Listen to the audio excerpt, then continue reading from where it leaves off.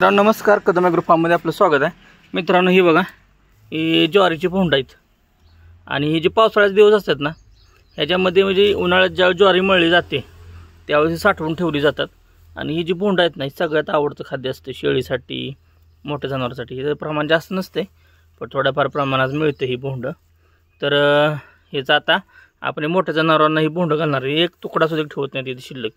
तर मित्रांनो, ज्यावेळेस तुम्ही शेळी पालनाला सुरुवात कराल किंवा डेअरी फार्मिंग सुरुवात करा त्यावेळेस सुद्धा तुमच्या जवळच्या भागात किंवा इथं जर कुठं असतील तर साठवून ठेवायचा प्रयत्न करा।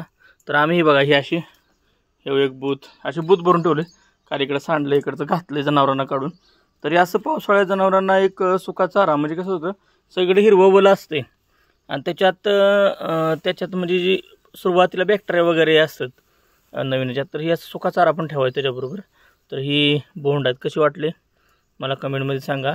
आणि असं कोण कोण ठेवते तर मित्रांनो, ही कदम ॲग्रोतर्फे असे बियाणे स्टोअर करून ठेवलं जातं बोंडांचं। आणि ही आपल्या जनावरांना शेळ्यांना यांना घातलं जातं। लय आवडून खाते पण लय घालायचं नाही, लय घातलं तर फुगू शकते, थोडं थोडं घालायचं। तर मित्रांनो, व्हिडिओ कसं वाटलं मला कमेंटमध्ये जरूर कळवा। जय हिंद, जय महाराष्ट्र।